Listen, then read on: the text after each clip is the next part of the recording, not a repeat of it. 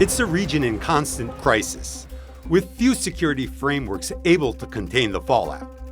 Israel's war on Gaza has spilt well beyond its borders, reaching as far as the Red Sea and the Gulf.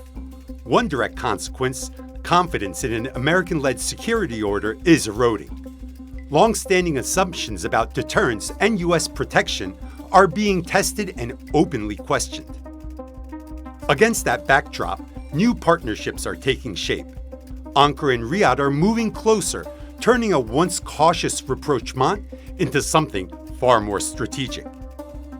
Last week, Turkish President Recep Tayyip Erdoğan was in Saudi Arabia, meeting Crown Prince Mohammed bin Salman. Geçtiğimiz hafta kardeş ülkelerimiz Last week, we paid important visits to our sister countries, Saudi Arabia and Egypt.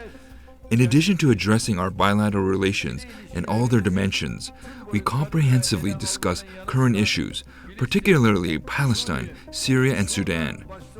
We returned from both visits with a total of 12 agreements signed in various fields, ranging from energy to defense. The agreements span defense, energy, trade, and regional coordination, signaling a partnership built for the long term. And beyond bilateral ties, a potential security alignment linking Türkiye, Saudi Arabia, and Pakistan is emerging, a partnership that could reshape the region's balance of power. For Washington, it's a wake-up call. For the region, it's a sign they're no longer waiting for the old system to adapt. Instead, they're moving on. The reset is over. Turkey and Saudi Arabia are no longer testing the waters. They're coordinating on policy, security, and strategy. Much of that quiet back and forth now runs through this building, the Turkish embassy in Riyadh. And the question now is, how does this diplomacy translate into the real world? I sat down with Turkey's ambassador, Emrullah İşler, to understand how that diplomacy is playing out in real time. From President Erdoğan's recent visit to Riyadh, to growing interest in a potential trilateral security arrangement between Ankara, Riyadh, and Islamabad, Ambassador İşler lays out what's at stake and why this moment may be a rare opportunity to bring change to the region. Bildiğiniz gibi Türkiye ile Suudi Arabistan arasındaki ilişkiler son yıllarda yeni... As you know, relations between Turkey and Saudi Arabia have gained new momentum in recent years. Therefore, this visit was extremely important in further accelerating that momentum. In recent years, relations between the two countries have been developing in all fields: economic relations, trade relations, tourism, and cooperation in defense industries. Most importantly, the political will of both countries is aligned on regional and international issues. This alignment makes our work easier. First of all, when we look at bilateral relations, this visit was highly significant in terms of giving new impetus to those ties. Especially in 2024, our trade volume between two countries reached $8 billion. This year, it has reached $8.5 billion. This is not a sufficient figure for us. Our initial goal is to reach $10 billion, and then in the medium term to reach $15 billion and go beyond that. Both countries have the will and the capacity to achieve this. Therefore, we look to the future with optimism. On the other hand, when we look at the tourism relations between the two countries, the number of tourists visiting our country from Saudi Arabia reached 921,000 this year. Our target in tourism to reach 1 million. Of course, many of our citizens are already traveling from Turkey to Umrah and Hajj, especially in the period after 2022, when relations between the two countries entered a new phase. Our business people from Turkey have been coming here, particularly to Riyadh, Jeddah, and other cities in many fields. Saudi Arabia has opened up to the world with Crown Prince Mohammed bin Salman's Vision 2030. Because of this openness, especially during the winter season, there is almost an event in every week in Saudi Arabia, with international conferences being organized. There is high-level participation from Turkey in these international meetings, both from the state side and from the civil society. On the other hand, trade fairs are being organized, which I also attend regularly. The World Defense Show is currently taking place, which you are also following. Previously, many fairs related to various sectors were organized, and there has been strong participation from Turkey in these fairs. Saudi Arabia presents itself as a promising market for the future. It attracts interests from all countries, especially Turkey, and there is significant participation from abroad in these fairs. Büyük oranda bir katılım fuarlara söz konusu. When we look at the presidential text regarding the meeting between Erdoğan and Crown Prince Mohammed bin Salman, you always see the words economic and trade relations. Can you expand and explain what exactly was discussed or what the vision forward is on enhancing economic and trade relations? I know there was a $2 billion solar investment pledge made from Saudi Arabia. I'd also like to hear about that from you too. Sayın Cumhurbaşkanımızın ikili ziyaretlerde hep dile getirdiği bir husus var. There is a point that our president consistently emphasizes during bilateral visits, increasing the trade volume between the two countries. Accordingly, as I mentioned earlier, we want to increase the trade volume between Turkey and Saudi Arabia. In the short term, we aim to raise it to $10 billion, and then, God willing, to $15 billion. On the other hand, within the scope of this visit, a signing also took place. A strong company from here announced that it would make $2 billion investment in Turkey in the energy sector. This is very important for us. Of course, as Turkey, we want to attract investors from Saudi Arabia to our country. From what I can see, there is also great interest among Saudi businessmen in Turkey. I observe that. God willing, this interest will continue to grow in the coming period. Likewise, our Saudi friends also want to attract Turkish investors to Saudi Arabia. In this respect, I see that business people from Turkey are also interested in coming here, especially in suitable sectors with high profit margins. From time to time, discussions are held on these issues as well. In other words, when we talk about economic and trade relations, we actually need to focus on all of these areas. We need to strengthen and expand relations between the two countries in all these fields. You talked about Crown Prince Mohammed bin Salman's Vision 2030. What type of opportunities are there for Turkish companies to help Saudi Arabia and help the Crown Prince put Vision 2030 and advance his ideas and his projects? 2030 vizyonuna baktığımız zaman çok When we look at Vision 2030, it includes very large and comprehensive projects. Turkish contracting companies are among the world's leading firms, and the Turkish contractors operating here are undertaking very significant projects. In 2024, they secured a business volume of $4 billion. God willing, in 2026, we want to increase these figures to much higher levels. Especially after the month of Ramadan this year, we expect new projects to be approved here. During this approval process, we hope that Turkish companies will secure a substantial share of these projects. büyük oranda iş almasını ümit ediyoruz. And obviously defense. There's a lot of cooperation in the defense industry. President Erdoğan recently tweeted that big investment for Khan might be coming soon. There could be an announcement. When you look at the defense cooperation between Turkey and Saudi Arabia, I mean, what is the major interest coming from the Saudis? What are they looking for? And what are the Turks prepared to do for Saudi Arabia? Savunma sanayi alanında doğrusu Sayın Cumhurbaşkanımızın liderliğinde In the field of defense industries, under the leadership of our president, Turkey has made a major leap over the past 10-15 years. The entire world, including this region, closely follows this progress. Turkish products attract the highest level of interest from countries around the world. Therefore, one of the most important areas of cooperation between Saudi Arabia and us in the coming period will be the defense industry. In 2023, a major project was signed between the Baykar company and Saudi Arabia. It was a project worth around $3.5 billion. Now, as a continuation of this, our other companies, such as Roketsan, Aselsan, and TUSAŞ, are also involved. In his remarks to journalists following this visit, our president said Saudi Arabia has also shown interest in our Khan project, and that a signing ceremony may take place in the near future. The Khan project is, in itself, highly significant. Having Saudi Arabia involved in such a project is important for us. We believe that in such major projects, having friendly and brotherly countries alongside us is more important than simply having them as customers in the future. Therefore, following this visit, relations with Saudi Arabia will gain great momentum, and in the coming period, God willing, we will all witness new agreements being signed in these fields. İnşallah hep birlikte gözlemleyeceğiz. I want to ask you a little about the foreign policy of both countries. I mean, the region is very chaotic.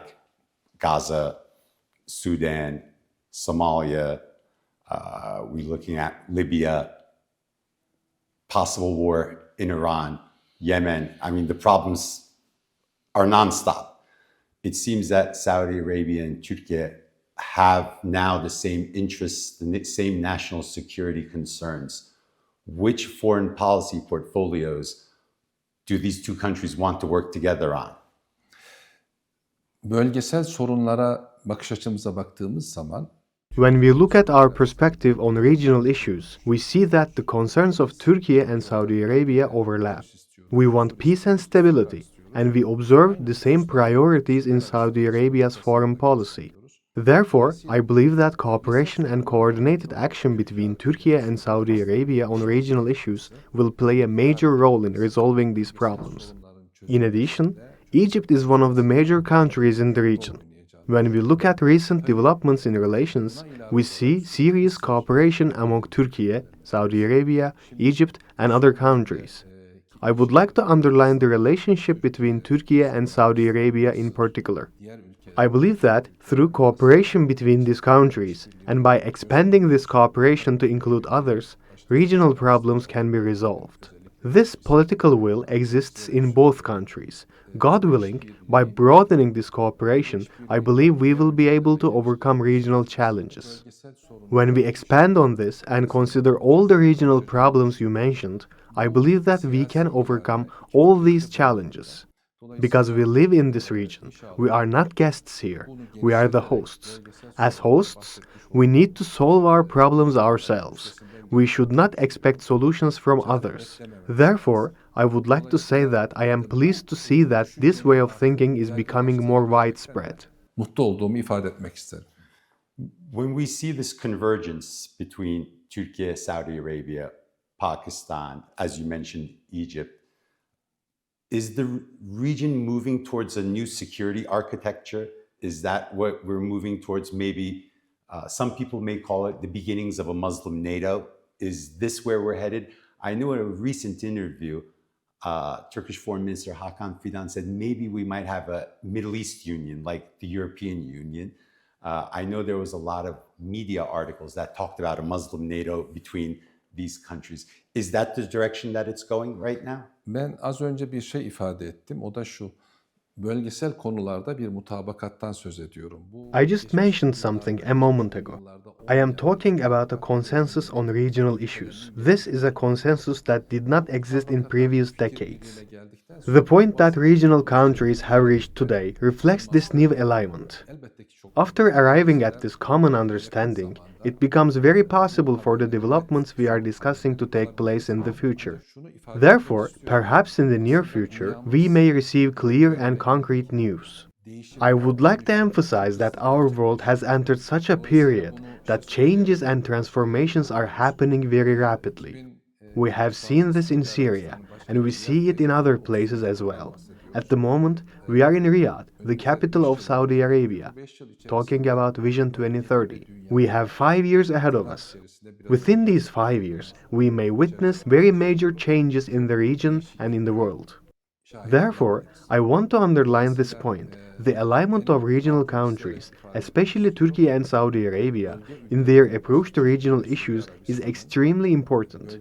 As long as this consensus exists, as long as this political will exists, I truly believe that there is no problem we cannot overcome. At the same time, look at Syria. There is very good cooperation between the two countries. The same applies to the other countries you mentioned, Yemen, Libya, Sudan. As Turkey, in all of these troubled countries, We are ready, both as a country on our own and together with our friends, to put our hands under the stone, so to speak, and contribute to ensuring that these countries can achieve peace, stability, and prosperity as soon as possible, and to help resolve the problems there. Elimizi taşın altına koymaya ve oradaki sorunları çözmeye hazırız. You've been Turkey's top diplomat in Riyadh now for 2 years. So you're at the midpoint of your ambassadorship. You have 2 years left. When you return back to Ankara in 2 years, where do you want to see the relationship? Tabii ben geldiğim As you mentioned in your question, it has been 2 years since I started my post here. God willing, in the coming years, we will all see these relations advance significantly. In fact, we have already covered considerable ground in these 2 years. However, we do not see the progress we have made as sufficient. We need to increase our pace. I believe that our President's recent visit has contributed to accelerating this momentum. The whole world witnessed how sincerely and warmly Crown Prince Mohammed bin Salman welcomed our President. Therefore, in the coming years, this momentum will continue to increase. bütün dünya izledi. Dolayısıyla önümüzdeki yıllarda bu hız artarak devam edecek. Well, being here in Riyadh for a couple of days now, I can feel that the people-to-people relationship is strong. We've been getting very good feedback from the Saudi Arabians that we've been talking to. Emrullah İşler, Republic of Turkey's ambassador to Saudi Arabia, thank you for your comments and sharing your insight. Rica ederim. The ambassador's message is increasingly echoed in Riyadh, that regional challenges must be addressed by those who live with their consequences. One area where Ankara and Riyadh are clearly aligned is opposition to U.S. military action against Iran. Saudi foreign minister has said the region is burdened by multiple crises, and finding a diplomatic solution between the United States and Iran is essential for achieving peace and stability. Crown Prince Mohammed bin Salman has gone further, stating that Saudi Arabia will not allow its airspace or territory to be used for any military action against Iran. Those statements mirror Ankara's own opposition to military intervention. It also helps explain how Riyadh now views Turkey as a country with overlapping interests and the capacity to contribute to regional stability as old security assumptions are being reassessed. To understand how this thinking is evolving inside the kingdom, we turn to the Gulf Research Center. Its founder and CEO, Dr. Abdulaziz Seger, shared his perspective on why Saudi-Turkey ties are deepening now and what this moment could mean for the region. The visit of President Recep Tayyip Erdoğan to Saudi Arabia, first it carries a lot of importance. First, this is his first visit in the 2026 outside Turkey, and he started in Saudi Arabia. What we are all happy here in Saudi Arabia and also in the Arab world and the Gulf region in particular, to see a closer collaboration between Saudi Arabia and Turkey. These two countries, their objective is stability, security, peace, de-escalation. They have a lot in common, and they all work very hard to achieve that goal, whether on the north part of Iraq and Syria, whether on the Red Sea security, or in the Horn of Africa, or in Sudan, in Libya. There are many areas where both carry the same value, the same objective of bringing stability and security. So I think the visit comes at a very important time when we are witnessing some escalation, of course, between the US and Iran. We are still witnessing, despite of what has been signed and the agreement with the new Peace Council, and Saudi and Turkey are both members of that council led by the President Trump. Saudi and Turkey both enjoy an excellent relation to the US, which is a key international player, not only in the region, but worldwide. So I think what we have in common together, it brings a much better result on the collaboration between the two countries. And I think we are witnessing the improvement on the economic relation and on the investment side. Today we are almost close to $10 billion on the trade relation. But the beautiful thing, the two leadership, they would like to see it moving toward 30 billion. And I'm sure with a lot of the hard work, with the attraction from both sides, with the strong traditional family and social relation that we have between Turkey and Saudi Arabia, and the business interests from the Turkish company, and the good and excellent performance of the Turkish companies in Saudi Arabia. A lot of those whom they worked in Saudi Arabia did perform very well. They did participate on the construction of Saudi Arabia and the Giga project and the Mega project. So they do have an excellent credibility. And this is why the door will be open for them to expand in Saudi. I think when many countries look at Saudi Arabia from a foreign policy perspective, obviously the first thing that comes to their mind is the economics, the finance. But I get the feeling that this upgrade between Turkey and Saudi Arabia is a lot more geopolitical, especially when we look at the foreign policy issues in the region. Do you see more of an alignment now between Turkey and Saudi Arabia on foreign policy portfolios? And is that the major driver? Because over the past 20 years, Turkey and Saudi Arabia have tried to move forward, and it was one of those 2 steps forward, 1 step back type. Have we overcome that now? Is it a clear path going forward? I think it is a clear path now, and I think both are in agreement on the various issues in the region here, including the situation in Gaza, the relation to Egypt and to the Mediterranean, because also Egypt is an important element, and Turkey and Saudi trying also to help and to bring Egypt to the equation.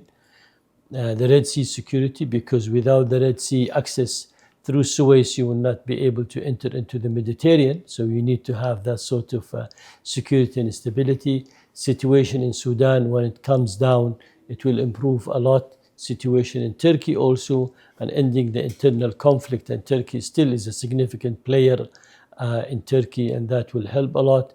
How both sides look at the nuclear program in Iran, which both are against the militarization of the nuclear program in Riyadh. They think it is the right of Iran to have their peaceful nuclear program for their own domestic, whether it's a power use or a medical use or other civilian use, but not in support of the militarization of a nuclear program. I think also both are in agreement when it comes to the Horn of Africa, and both are against the Somaliland and Israeli recognition of Somaliland, because still that's supposed to be one country and there should be no separation, there an endorsement. Also, Turkey is very concerned about the development in Yemen, and they do understand the Saudi position, and they fully endorse the position of Saudi Arabia when it comes into Yemen after 12 years of conflict on that part of the region. But the beauty is that with the high capability of Saudi Arabia and Turkey, both are working for stability, security, de-escalation, because this is the core issue. If you don't have it, you will not be able to move toward an economic prosperity. You will not be able to increase the things. And I think Saudi also recognized that Turkey has a great capability when it comes to the defense industry, and Saudi objective on the 2030 vision to expand their local military industry up to 50%, and Turkey definitely one of the countries that can help support in technology transfer and know-how, and also in joint investment in Saudi Arabia to achieve that goal for Saudi. And Saudi and Turkey, they do not want to have an offensive defense program. They want to have a defensive one. Basically is to try to bring that stability, to fight terrorism, to fight piracies, to make sure that maritime security is there. And both have the strong role in the maritime security that they can play with that one. Mm-hmm. Well, since we're speaking about defense, there were a lot of media whispers regarding a trilateral collective defense agreement between Turkey, Saudi Arabia, and Pakistan. Obviously, Saudi Arabia and Pakistan already have a bilateral agreement, but we've covered this on our show before, and just seeing the feedback from our viewers, seeing other Muslim majority country media cover it, it seems that there's a desire to see this leadership or this security architecture being formed. Does the region want a local security architecture formed by itself? And Is this kind of preparation for a post-American Middle East? I think it is a great desire, because also when you look at to the U.S. National security plan, or they put it out, and also the defense strategy they have in the region here, there is a vacuum, and that vacuum need to be filled. And I think if we have the four countries that working together trying to bring stability and security in the region, Turkey, Saudi Arabia, Pakistan, and Egypt, that will be of a great help. Yes, we understand Turkey is a member of NATO, and it's not easy to sign a defense-backed agreement, but also there could be a lot of defense cooperation agreement, and the defense cooperation agreement would mean helping to build capacity, training, even a lot of Saudi import of some of the naval requirement for the Coast Guard. And so, although it's been bought from a European country, but a lot of it has been manufactured in Turkey, and that's also appreciated. And we understand how well developed, and it's only when you go to the defense show here in Riyadh, you can see the strong Turkey presence there with all the advanced industrial technology that they have adopted. And Saudi also is welcoming. I mean, the largest deal has been signed on the drone was between Saudi Arabia and Turkey last year. And now Saudi is considering to look at seriously to the proposal of the new Turkey jet fighter, and how can they participate in something like this. I think because we realize we both have a common interest, all the way from the South Mediterranean to the Horn of Africa, and also to participate in international security. And both countries are members of the G20, so both countries do have a common economic interest also. I want to ask about Iran because, I mean, for Turkey and for Saudi Arabia, the relationship with Iran ranges from at times being competitors to at times being adversaries, but a country that neither would call an ally. But at the same time, neither wants to see Iran descend into any type of destabilization, a lot of concerns. What does Saudi Arabia want to see regarding Iran going forward? And how can it work with Turkey to get the result that it wants? You know, neither Saudi or Turkey will be involved or can support or agreed in any sort of regime change in Iran, because we all believe this is the right of the Iranian people to decide what sort of regime they have. The big difference today in the current escalation and the negotiation between the US and the Iranian, in the past it was all about the nuclear program. Currently, there's a lot of talk about regime change, where Turkey and Saudi are not in support of that, because they do believe we need to have a strong central government in Iran. Otherwise, Iran is a neighborhood, is about 13 or 14 countries. It depends, 6 of them in the Gulf countries, we share the water with them. So if there is any escalation in Iran, or if there is a weak central government in Iran, that will have a negative impact, whether it's in Turkey or in the Gulf countries, including Saudi Arabia. But at the same time, we wish to see a change in the attitude in the Iranian side on the various issues, on the issue of maritime security, on the issue of energy security, using sectarianism as a dimension for any expansionism in the region, and also on the nuclear program, that we will never support or endorse any new militarization of that nuclear program. We understand it's Iran's right to develop its own defense industry. But the minute you use nuclear as a deterrent, and you move it from a peaceful use to a deterrent weapon system, that will create a lot of complicity in the region, and that will justify for an intervention on the Iranian domestic issue. Otherwise, Iran is a big country. It has a lot of natural resources.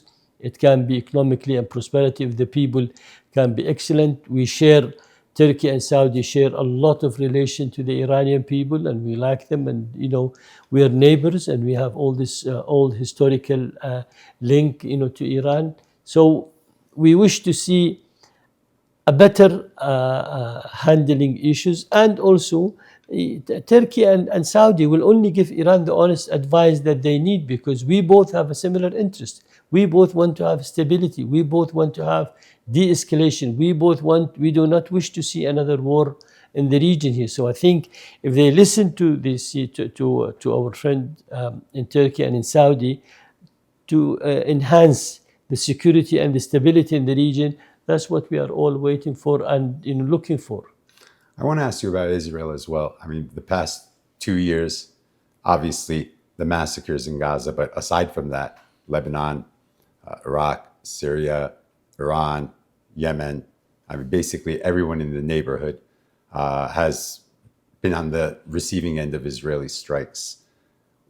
What can Turkey and Saudi Arabia do together to normalize Israeli behavior? I mean, I'm beyond normalizing relations, even just something as simple as normalizing behavior, maybe reining it in.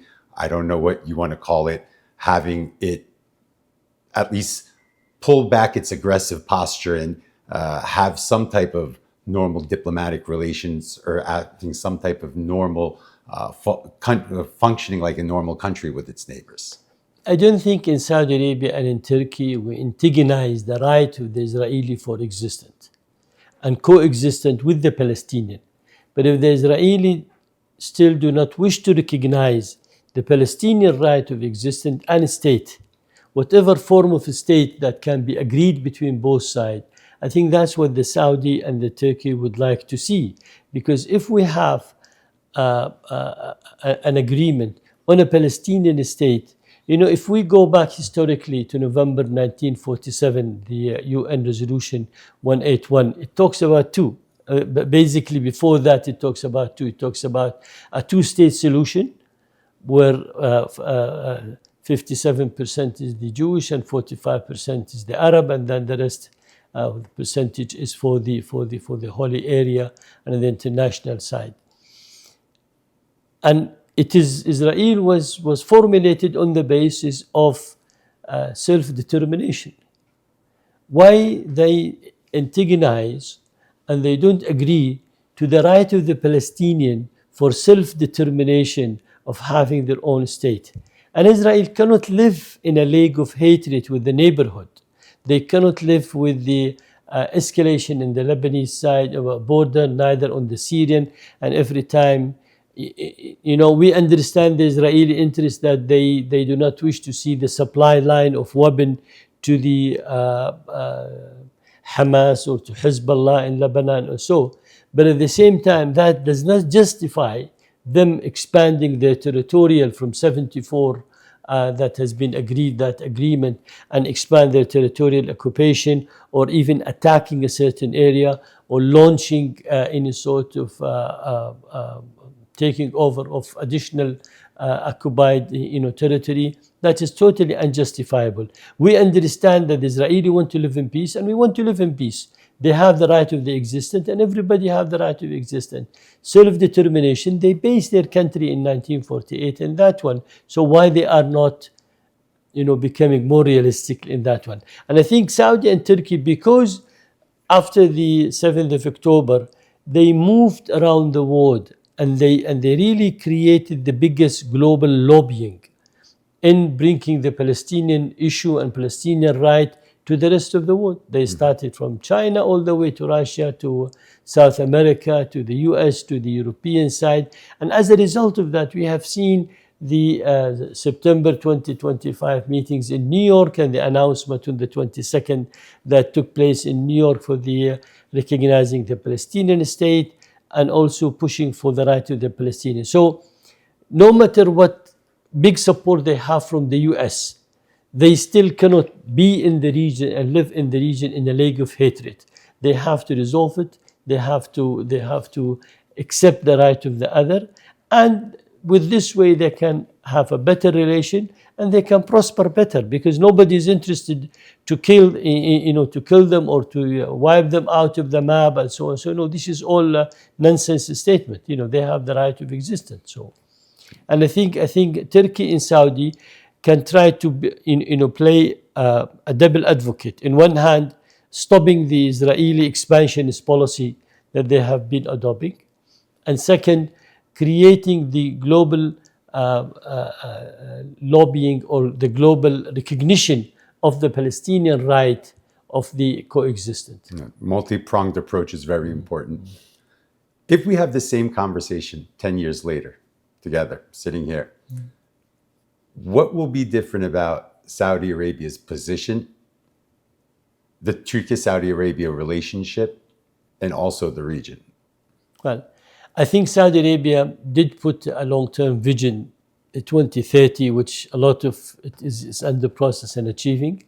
I think Turkey have participated in the Vision 2030 in Saudi Arabia, whether on the construction, on the industry, on the military side. So there's a good Turkish participation. By the way, we have more than 700,000 Turkish, performing Umrah every year, coming to Saudi, to Mecca. And also we have an outstanding sort of tourism relation between both sides. But I think down the road, 10 years, I can see a stronger relation. I can see more vital interest between both sides. And I can see the common vision on trying to provide security and stability in the region has been enhanced and has been implemented. Dr. Abdulaziz Seger, thank you for taking your time out to speak to us. You've been watching a special edition of Straight Talk from Riyadh, where we've been covering the Turkey-Saudi Arabia bilateral relationship and how it's been getting stronger. Thank you for watching.